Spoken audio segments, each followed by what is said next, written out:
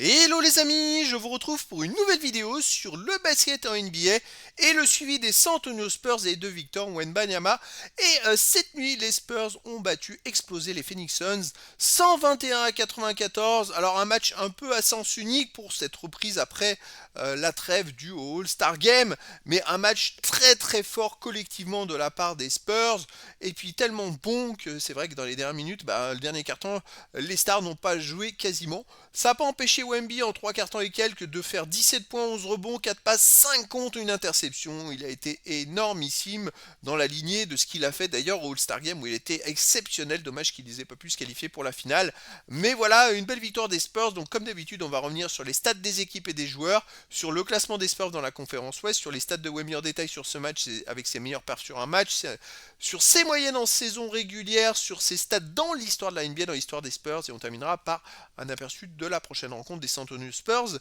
Donc dans quelques jours. Alors, une victoire 121 à 94 dès le premier carton. Les Spurs ont mené 30 à 25, puis 5 deuxième carton gagné 31 à 24, plus 7 qui fait plus 12 à la mi-temps.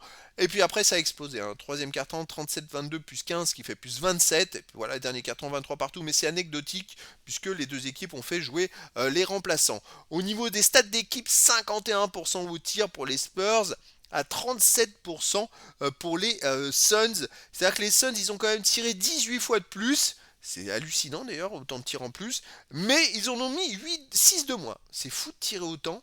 On va aller voir les autres stats. Il y a eu 35% à 3 points pour les Spurs, 28% pour les Suns, 90% au lancer franc pour les Spurs et 66% pour les Suns, mais que seulement 4 sur 6. Alors que les Spurs, ils ont fait 18 sur 20 au lancer franc. Les rebonds, 50 à 46 pour les Spurs, mais 19 rebonds offensifs à 11 pour les Suns.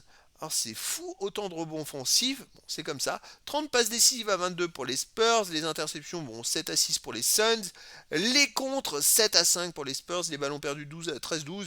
Bon, ça s'est surtout joué en adresse. C'est vrai que je suis étonné de voir que les Suns, ils ont tiré quand même 18 fois de plus que les Spurs et qu'ils aient perdu quand même de 27 points. C'est quand même hallucinant. Par contre, c'est inquiétant pour les Spurs qu'ils aient si peu de tirs comparé à leurs adversaires. Il faudrait pas qu'ils aient des adversaires plus forts parce que ça serait plus compliqué. Ils ont de la marge, mais quand même, faut pas exagérer. Les joueurs, alors les stats des joueurs, Wemby, gros match quand même, 7 sur 15 au tir, pardon, par contre. Et sinon, 17 points, c'est 5 contre 11 rebonds, 4 passes. Bon, c'est énorme.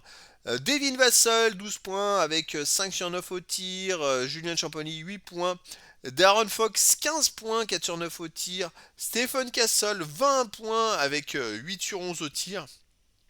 En sortie de banc, Dylan Harper, 17 points, 7 sur 11 au tir. Et puis tous les autres joueurs, Harrison Mars, 8 points. Keldon Johnson, 6 points.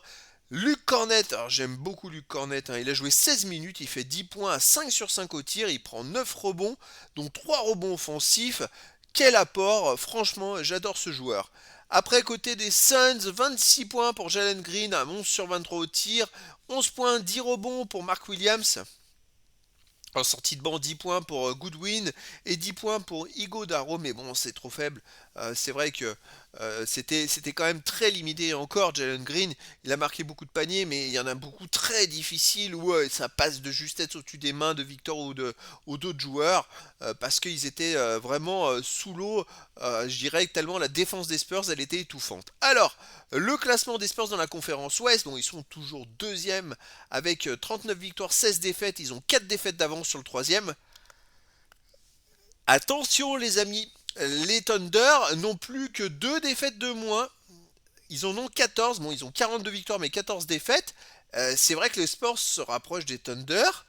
Et il manque plus grand chose, franchement, entre ces deux équipes. Alors, Wemby dans ce match-là, il a joué que 25 minutes. Forcément, il n'a pas joué le dernier carton. 7 sur 15 au tir, en 17 points, 7 sur 15 au tir, 1 sur 4 à 3 points, 2 sur 2 au lancer franc. C'est vrai qu'en défense, les Suns, c'était très très mou. Parce que ils ont pas été très très présents. Enfin bon, en même temps, ils n'avaient pas les armes pour arrêter Wemby. Un rebond offensif, 10 défensifs, 11 rebonds au total, 4 passes décisives, une interception, 5 contre, un ballon perdu, une faute, plus 23 quand il est sur le terrain. Bon, c'est bon, c'était un très très bon match, malgré des statistiques peut-être un peu en baisse, mais bon, vu son temps de jeu, c'est logique. Les moyennes en saison régulière, 24.2, 11 rebonds, 1, 2 passes 8, 2 contre 7. et une interception. C'est toujours du très très lourd pour Wemby en 29 minutes. Il joue 4 minutes de moins que la saison passée, hein. Mais voilà, il en a 41 matchs joués. La saison passée, il en a fait 46. On va espérer qu'il en fasse plus de 65 pour essayer au moins d'être meilleur défenseur de la NBA. Ça serait top. Les stats dans l'histoire de la NBA, alors c'est arrêté à son âge, il est dans les tranches des 22 ans. Ah, j'ai oublié, c'est vrai, de vous rajouter les écarts. Pardon, mais à culpa, il faut que j'y pense de rajouter les écarts entre 21 ans et 22 ans pour voir s'il y a une progression à 22 ans. Et donc, Wemby, la stat principale, c'est les contres.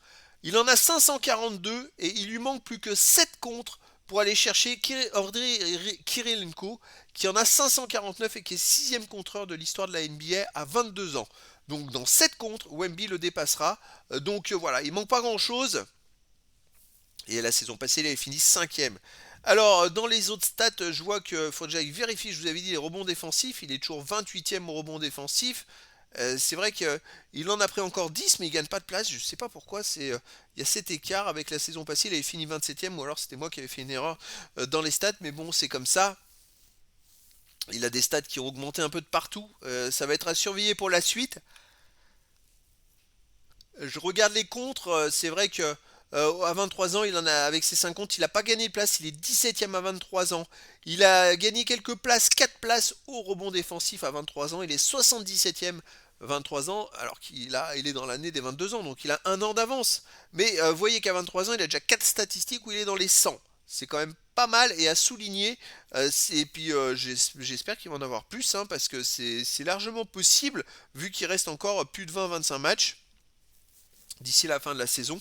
Si c'est 25 matchs, il fait beaucoup de stats, il va pouvoir aller grappiller des places. J'essaye de voir s'il y a quelque chose qui sort du lot. Au point, il est 65ème, il n'a pas gagné de place. Il en a mis 17, hein, des points. Et sinon, les tirs à 3 points, il en a mis qu'un, il est 31ème, tir 3 points tentés, il est 29ème. Il n'a pas gagné de place. Les lancers francs tentés, il est 98ème. Les lancers francs marqués, 79ème. Il a gagné 2 places dans les lancers francs marqués. Bon, et l'année passée, il avait fini 73ème. Ça se rapproche des stats de l'année passée, hein. Franchement, à mon avis, dans une dizaine de matchs, les amis, Wemby, il va dépasser des stats de l'année passée. Sur certaines stats. Alors, dans l'histoire des San Antonio Spurs, bon, il a 5 premières places à 22 ans, bientôt une 6ème, ça sera les ballons perdus, il en a moins 13, il est plus qu'à 13 ballons perdus de Tony Parker, je pense malheureusement que c'est lui qui va la récupérer. Et sinon, pour les autres stats, bon, il est quand même très loin, hein, ça va être compliqué. On verra sur 2 ans, parce qu'il faudrait qu'il ait 2 saisons pleines, vu que la saison passée était tronquée, qu'il a joué que 46 matchs, sur 2 ans où il joue au moins 70 matchs, 65-70 matchs, on va voir ce que ça va donner, et s'il y a un impact pour revenir sur les joueurs comme Tony Parker, parce que c'est Tony Parker qui a la plupart des premières places, à 22 ans. Allez, on s'arrête pour cette vidéo, on va aller voir le calendrier. Donc prochaine rencontre des Spurs, ce sera le 22 février à 2h du matin heure française. Et les San Antonio Spurs vont recevoir les Sacramento Kings. Donc les Spurs, c'est 39 victoires, 16 défaites et à domicile 20 victoires, 6 défaites. Et les Kings, c'est 12 victoires, 45 défaites à l'extérieur, 3 victoires, 25 défaites. Donc c'est pas terrible les stats des Kings. Donc voilà, je vous donne en tout cas rendez-vous dans 2 jours pour une vidéo de stats et d'analyse suite à la rencontre. Voilà les amis, je vous dis à très bientôt pour une nouvelle vidéo.